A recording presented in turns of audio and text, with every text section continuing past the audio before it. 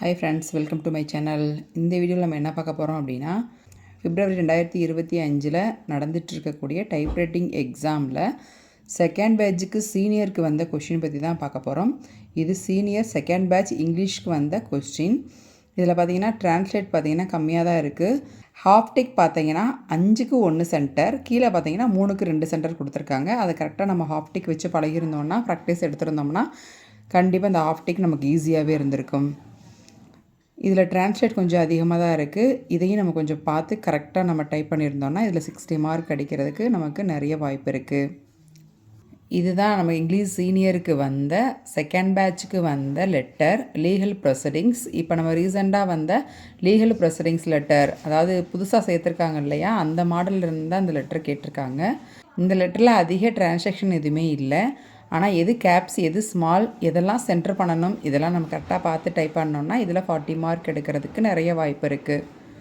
இது செகண்ட் பேட்சுக்கு வந்த senior question. English senior question எந்த மாதிரி இருக்குன்னு பாருங்கள்.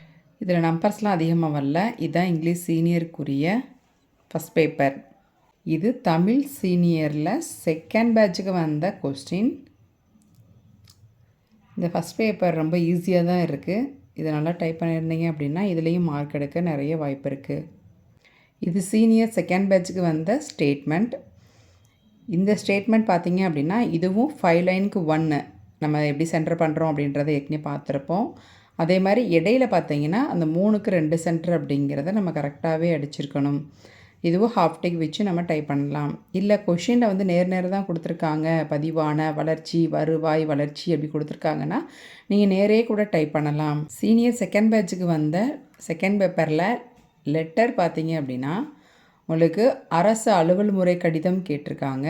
அலுவல் முறை கடிதம் அப்படிங்கிறது செயின் மாடல் அப்படின்னு சொல்லுவோம். அந்த மெத்தட் தான் கேட்டிருக்காங்க. இதை நம்ம ஆல்ரெடி 10, 12 எப்படி டைப் பண்ணணும், எதெல்லாம் சென்டர் பண்ணணும் அப்படின்றத நம்ம பார்த்து அடிச்சிருந்தோம் அப்படின்னா இதுலேயும் நம்ம மார்க் வந்து எடுத்துடலாம். ஓகே ஃப்ரெண்ட்ஸ், 2 சீனியருக்குரிய கொஷின் பற்றி பார்த்தோம்.